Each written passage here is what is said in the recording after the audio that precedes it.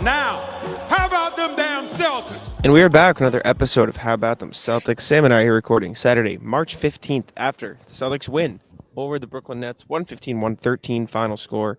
Barely scraped it out at the end. Nets made a run where they made a bunch of threes, and the Celtics offense was getting hounded and got close at the very end, but the Celtics held on and managed to scrape it out. Weird game. Kristaps return. We'll talk about that, obviously, but an interesting game, to say the least. Yeah, a little weird. It was a game that I felt like the Celtics won like 3-4 times. Like I was like, all right, like yeah, this game's like all taken care of. They're gonna win. And I was right every time, but I was almost not right every time too. Like the Nets would just start making all the threes, like you said. You'd look up and the 20-point lead is down to 5. And you're like, how did this happen? And they put it back up to 15. It's back down. Then it's 10, back down. The Nets didn't die. Credit to them. Takes a lot of resiliency when I would imagine when you're playing the Celtics, it's not as hard to stay engaged because you're really trying to compete and like you don't want to roll over and die and whatever. But they put up a hell of a fight in this game. You had scoring from all over the place. It wasn't just one guy, really. A lot of guys on the Nets played pretty well. Got a good game out of Cam Johnson. He only made 2 of 8 threes, but Zaire Williams, Keon Johnson, Maxwell Lewis, Jalen Wilson, they just would not leave the Celtics alone. Yeah, Keon Johnson's at a career high in threes. Of course, he did join the club. Hit a bunch of good ones at the end. The Celtics defense also wasn't sharp enough at the end. It felt like they didn't close out, and so a lot of it is their own fault. But the Nets did hit some big and some tough shots. It was a weird night because when you look at the box score, Jayson Tatum was a minus 15 in a game they won by 2, which is like very rare. Like that's not something you usually see. I don't think Tatum was particularly good past the first quarter or so. I think in this one, I think he handled the pressure, and then Tatum saw 3 bodies every time he touched the ball in this game. He didn't play particularly well, and the plan kind of worked because they won the Tatum minutes by a pretty wide margin. He only turned the ball over twice, though. The shooting wasn't there, and it kind of felt like every time he took a shot, he forced it up. Not like, oh my God, what are you doing? It was like he had to. If he wanted to get a shot up, he had to try to find something because they were just taking it away. And he took 7 threes. He was 1 of 7. It's actually fewer than his season average. Like he usually takes like 10 threes. So he cut it back, I guess, if you want to say it that way. But other guys made up for it. And Kristaps Porzingis is, I think, the story tonight everyone's going to be talking about. 1 of 7 from 3. Could not hit his shots to save himself. However, 8 of 9 inside the arc was very good from there. 2 rebounds, no assists, no steals. He had a block, though. 24 points, plus 13, team high in his return. Cool dunk. Super cool dunk. He looked comfortable out there. Very clear that he needs time to find his rhythm, but it was good to see him back on the court. I think Porzingis was far better than I thought he was going to be today. We kind of got the game for Porzingis that I thought we would see for 3 quarters. Then he was like, we're back. Man came in, cooked, had this incredible, what do you have, 14 in the fourth? Something crazy like that. He did make a 3 in the quarter. I love watching this man go when he's going. And you could just kind of tell the Celtics were comfortable with him out there. There was not really growing pains in this game. Like this game was not a 2-point game because of Porzingis. Whereas November or late November, like kind of till late January, it was very inconsistent ball. The team was clearly getting acclimated to having him back. I think there's a risk of seeing that when everybody's playing, but there were enough guys resting today where you could just kind of give those shots to Porzingis and you weren't taking opportunities away from somebody. And I think that worked out pretty well.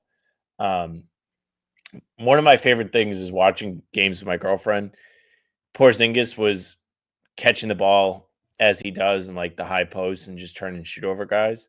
She's like, that's his like best move. I'm like, yeah, being taller than everybody. They got like D'Angelo Russell on. He just turns and shoots right over him.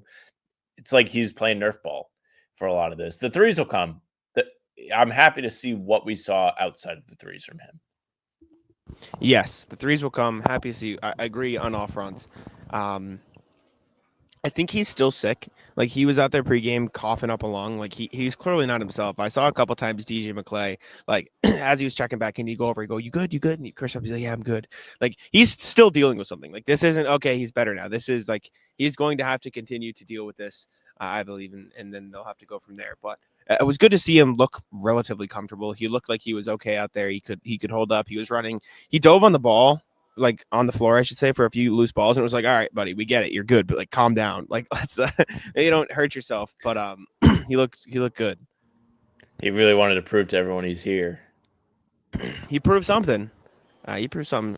We didn't talk, like, I didn't give you a chance to talk about Tatum. I mentioned him briefly. I don't know if there's anything you wanted to talk about at Tatum. They took him out for a lot of the fourth quarter. He only played like 6 minutes. He usually comes in around the 8-ish minute mark. So they held him out noticeably longer, I would argue. And I wonder how much of that was because the Nets defense was better with Tatum on the floor, because they almost sort of had like we are going to double Tatum and run from there. And that's the game plan. And when he's not on the floor, they're like, oh shit, okay, let's like scramble a little bit. So I wonder if, like, in a weird backwards way, it gave them more of a focus, and so keeping him out helped them like overcome that a little bit. But it was a weird Tatum game, and it was just because of the way they were guarding him. To talk to your Tatum point about the sub pattern in the fourth quarter yesterday, I'm pretty sure he came back with about 6 minutes as well. Maybe it's just something Missoula is trying to see if he can play him longer in the third quarter. I know that hasn't mattered in other games where we've seen Tatum just play the whole second half. But with that being said, we know Jaylen got hurt today, so Missoula didn't go in the game knowing Jaylen was going to get hurt and have to leave the game with low back spasms. Maybe that had a little bit to do with just the lineups you saw. But again, the Celtics did a good job of winning the non-Tatum minutes. They went on like a 25 run in the first half when Tatum sat out, and that was exactly what you needed today because, I mean, anytime he's off the floor, you're at, I don't want to say a disadvantage, but you're probably not playing the best brand of basketball you could possibly play. Sucks to see Jaylen get hurt. But just to move on, very good to see Jrue Holiday once again make an impact, but do it in a different way than yesterday. Yesterday, he was just kind of scorched earth, 10 of 15 from the field, making all the threes. Today, he was 5 of 12, 1 of 5 from three. Double-double, 11 points, 12 assists. He had a couple steals, couple blocks. The man was everywhere.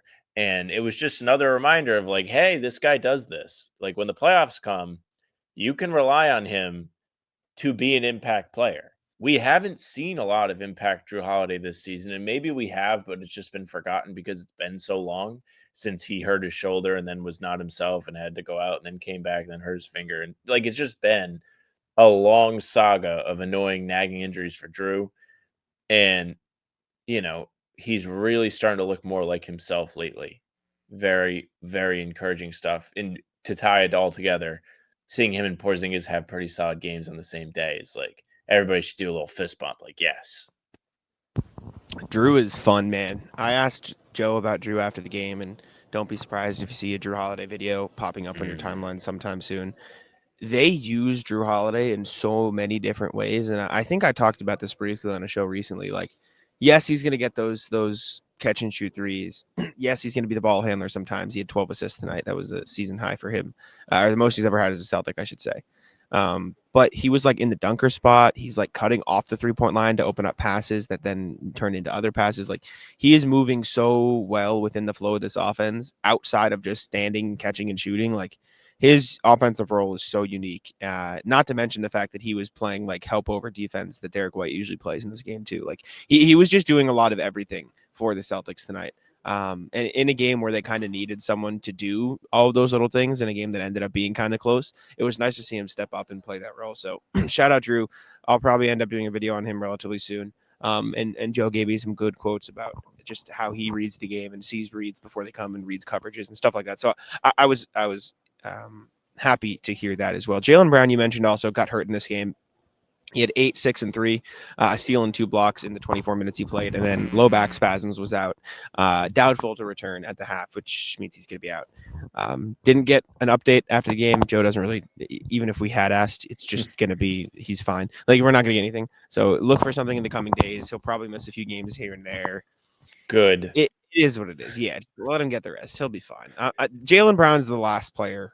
Actually, maybe not last player because his knee has bothered him. Tatum's probably the last player, but he's one of the last players you should ever worry about. Like he'll be fine. Yeah, I've been hammering the I don't need to see Jaylen play stuff quite a bit lately. If this is what it takes to get him to take a couple days off, so be it. Like, just think he needs to get completely healthy, needs to have his legs back underneath him. Not to say it's impossible for him to produce while dealing with things. Like we saw the Lakers game, he was really good. They had a good close to the Jazz games. Like there have been good moments where Jaylen has fought through whatever he's dealing with, but it just feels like it's always just kind of poking its head out to remind you it's there. And the game against OKC was a really big example of that, where he just didn't seem like himself. He said he felt okay after the game, and maybe he did, but I don't think that was a healthy Jaylen performance. So again, if this is what it takes, so be it. I don't want him to be hurt. I'm hoping that this back spasms thing doesn't linger.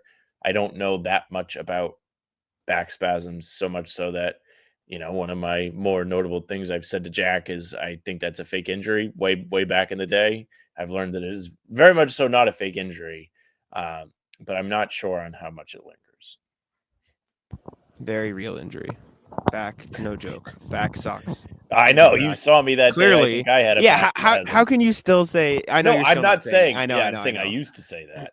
Then the injury gods were like, "Hey, buddy." Yeah, get fucked, pal. You know who else got fucked? Us on PrizePicks. PrizePicks. Did we? Oh. It's more of a mindset. The fact that I thought we lost PrizePicks should tell you how poorly we've been doing on PrizePicks this season. But lucky for you guys, this was an ad. I was like, "What are you talking about?" Lucky for you guys don't have to take what we choose on PrizePicks, because it's just the best place to get real money sports action, and you can turn your opinions, not our opinions, and that's the important part, into real money sports action, real cash. Over 10 million members, billions of dollars in awarded winnings. Has made daily fantasy sports accessible to all. That is PrizePicks. Just pick more or less than at least 2 players for a shot to win up to 1,000x your cash, something Sam and I have yet to taste with our ongoing so far. It's the best way to get easy or get action on sports in more than 30 states, including California, Texas, Georgia, Florida, and Massachusetts. Not where I am, but not where you are either, but where the Celtics play, so where we usually are. Offers weekly promotions like Taco Tuesday, where they discount select player projections up to 25% to provide even more value for your lineups. You can make your picks in less than 60 seconds and turn your sports opinions into real money all season long with PrizePicks. It's basketball season, man. We're getting down to it. Playoffs are coming around. It's going to be even better for PrizePicks. We need to get hot. I think we're 0-9-2 now. We're not in the best space, but we'll turn it around. I promise. I promise we'll turn it around. I'm going to keep my fingers crossed. We're almost on Pistons watch. I'm going to keep my fingers crossed while I said that, though, because I truly cannot make a promise because we are terrible. But download the app today and use code CLNS to get $50 instantly after you play your first $5 lineup. Again, download the app today and use code CLNS to get $50 instantly after you play your first $5 lineup. PrizePicks, run your game. But back to this game. Payton Pritchard, NBA history tonight. Set the record. And it is real NBA history. Like this isn't like the usual fake history. He now has more threes in a single season by a bench player than anybody ever. Broke Wayne Ellington's record, which is funny. It was Wayne Ellington's, but to Wayne Ellington's credit, he broke it back in like 2017-18. So it has stood for like 6 straight years. So he just had a damn good season. So good for Wayne Ellington. But Pritchard broke it. And another stat that I found tonight, Ryan Blackburn, he covers the Nuggets. He tweeted out, and I double checked. Payton Pritchard has more threes than 2 NBA teams' entire benches do this season, which I thought was really funny. It's the Nuggets and the Knicks. He has more threes than the Nuggets and Knicks' entire bench units, which is just like really funny. So shout out Payton Pritchard, man. Great night tonight. They needed his production. He looked good. Porzingis, sorry. First and foremost, Pritchard was really important in this game. Like you said, they needed the production off the bench, especially like Tatum didn't have a super efficient shooting night. Pritchard was taking over, making big threes and big moments and so on. We can go back to him, but we have a few Porzingis things trickling out now because he's speaking in the locker room as we record. Noah tweets a clip of him speaking about the tweet he sent during the Jazz game. He said, I saw on social media, people want to know what's going on, why I'm out for so long. Obviously, it was frustrating for me. Illness out. Come on, can this guy play? Do you want me to play the clip? Oh, yeah, play the clip. I'll play it. Obviously could do that. Here we go. Just so you can hear it from straight from his mouth. Well, maybe not. What made you want to turn to social media to kind of let the fans know where you're at? What kind of compelled you to send that last week? I cannot hear. So what made you want to tweet that your status, kind of give everybody an update? A lot of questions. I saw it on social media and stuff. Like people want wanted to know what's going on, why I'm out for so long. And honestly, it was frustrating for me. I'm just illness out. Like, come on, this guy can't play through some illness. Like, even I would think that, So I just wanted to let people know that I was really dealing with something, and I would never set out for some cough or something. It was like if I'm out, then with illness, it has to be a little bit where I can't really play to help the team.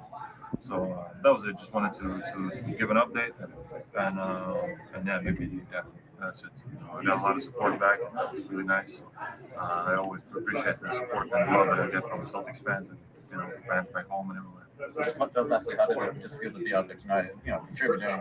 What made you want to turn to social media to? Yeah, good to hear Porzingis back. Good to hear that. I mean, this is what we've been saying for the past week. He's probably actually just really fucking sick, and it sucks, and he probably wants to play. And that is exactly what it is. He said there was a fear that it was mononucleosis, but they tested negative. He says now he thinks it was bronchitis or something along that line that forced him out. And he is coughing a lot, so that would track, I suppose. Pritchard, very good, record-setting 3. He almost did it on a heave. One of the Pritchard just half-court bombs would have been the best possible way for him to break the record. I think it would have been so appropriate. Comes out as the second leading scorer in this game, and again, they really needed him. And it's tough to discount some of the stuff we've seen from other candidates, but it's just more of him making his case for 6th man of the year. And it's also hilarious that they're giving him the Brogdon treatment where he just only plays off the bench no matter what. Yes. I do wonder how much of that is a lot of it is certainly the let's get him the award. Let's make sure we push that. But part of it is he is genuinely a lot of their offense off the bench. And I know he's putting up similar numbers to Brogdon, but it's so different in the way they are getting their buckets. And maybe this is just me forgetting the past, whatever, but Pritchard's gravity and ability to manipulate defenses is just infinitely more impactful than Brogdon's was. And Brogdon was great. Brogdon had a phenomenal season. He was really good for them that year. Didn't end well in the playoffs, and that's probably why you're laughing, because I wasn't the biggest fan of playoff Brogdon, but whatever. The gravity Pritchard gets, it just feels like his scoring is so much more, maybe impactful is not the fair word to use, but you can feel it a lot more, the gravity and the advantages Pritchard creates when he's on the floor versus Brogdon.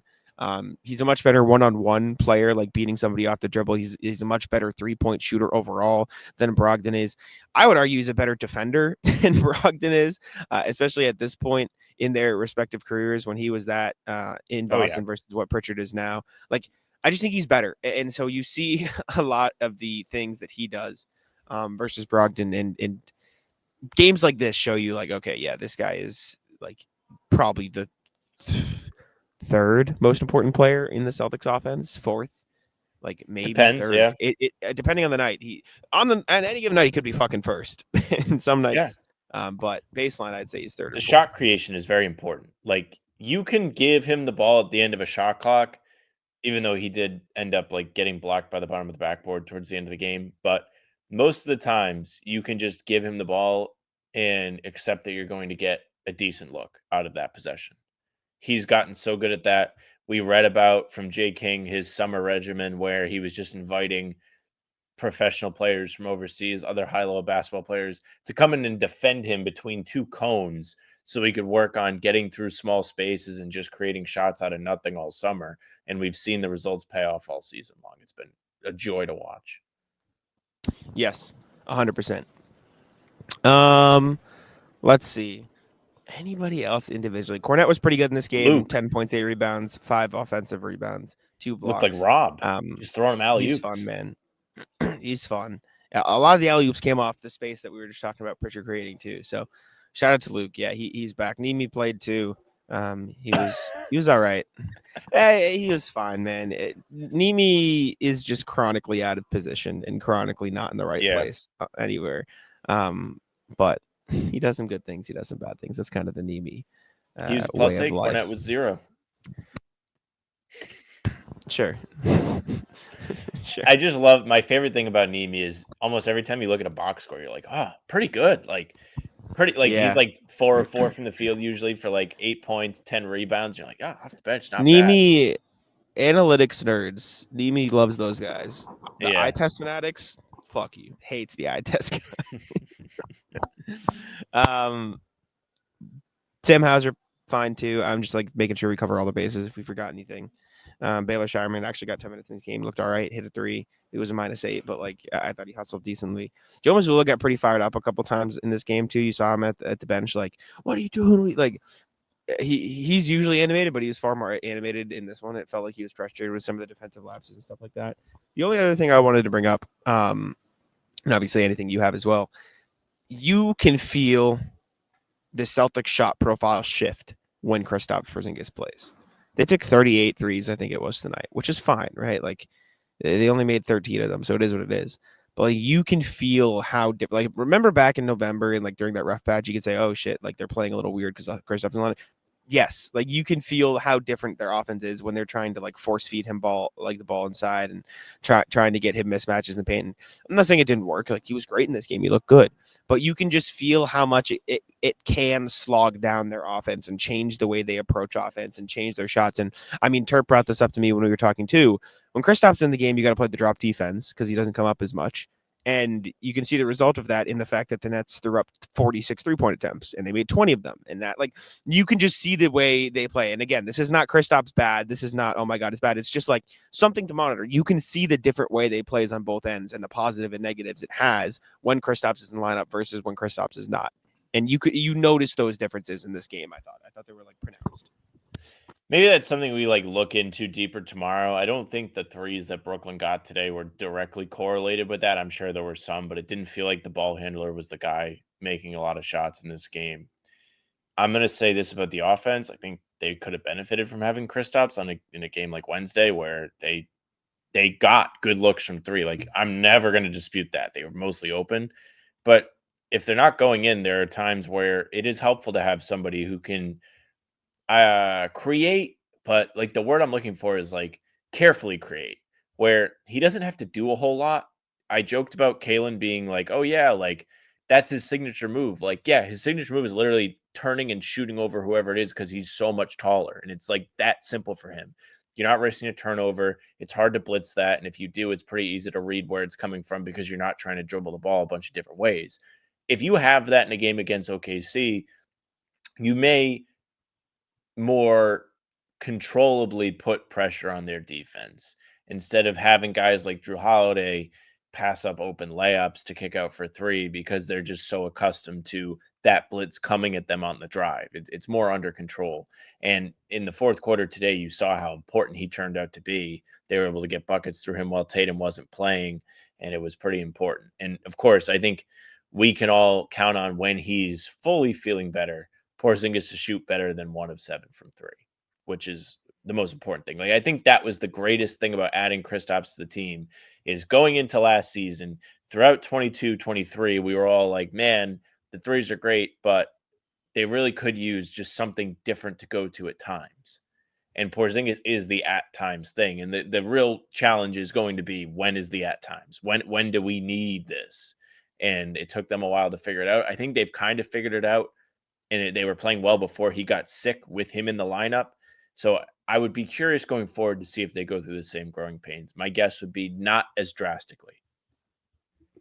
I think you could see some, mostly because the growing pains will be part Kristaps, part they're going to play with some really weird lineups for the next couple of weeks before the playoffs start.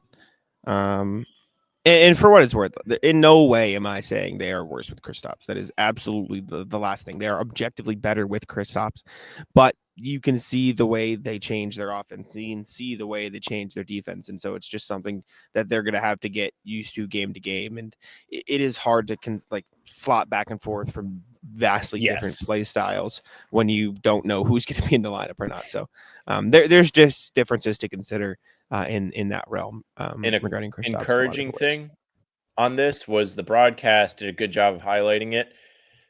Up until his return, like mid at best defense in the paint, returns good defense in the paint, goes out mid defense in the paint. You look at a game like Wednesday, you look at a game like, now granted, if he's playing against the Cavs, he probably gets hunted. And like there are negatives to it, but they could have used better protection in the paint, specifically against OKC. OKC was in the paint all day. Yeah, no, definitely.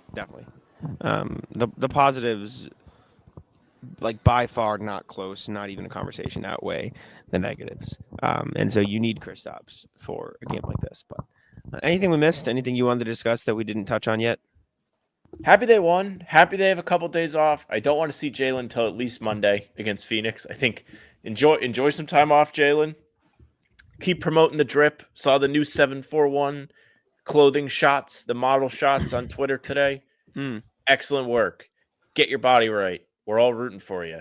I want to see a healthy Jaylen in the playoffs. I think just getting the extra punch from everybody possible is going to be the most important thing for the Celtics. Like Tatum has looked pretty great all season. He's had inefficient stints. Jaylen hasn't been himself. Jrue hasn't been himself. Porzingis has been in and out of the lineup. Derek Mosley has been good. So getting the three other guys that I just mentioned at, we'll say 80% of their sharpest is a must if you want to go deep in the playoffs again, win another championship this year. Like, get him going. Get him healthy. Absolutely. Anyways, appreciate y'all for tuning in. Make sure to leave a like, subscribe to How About Them Celtics. Let us know your thoughts on this game, and I'll let Sam take it out. Yeah, thank you very much for listening and watching. Make sure you leave a like, comment, tell us what you thought of Celtics Nets, tell us what you thought of Porzingis. You can also hit the bell and subscribe. We're here every day with new content. Full pods typically drop Tuesday, Thursday, Sunday. This is just a game recap today. It is the morning after each game, as they all are. But Jack was traveling to and from Brooklyn, so there's no pod time, which is okay. You could hear from us on Monday. We'll be doing some stuff, or Tuesday rather. We'll record Monday. You can also find other videos on the channel in between to keep you up to date with all things Celtics. You can find us on Spotify and Apple too. If you just want the audio versions of the pods and recaps, they will be there. So give us a 5-star review. We'd appreciate that very, very much. You can email us hbtcpod@gmail.com. Send in your thoughts on Porzingis' return. I'm sure you have a lot to say. We'll be going through those soon. If not tomorrow, we'll see what happens with the video. You can find our socials at How About Them C's for Twitter, Instagram, TikTok. Facebook's the name of the pod. All streams there. They're on YouTube. They're on Twitter. Jack's Twitter is JacksmanNBA. His TikTok is at JacksmanNBA. Be on the lookout for the Jrue video, as he mentioned. You can follow me on Twitter at Sam LaFrance NBA. That's it for us. Bye. Taco, come on. Taco's having some fun here. That is bogus. These guys are ridiculous.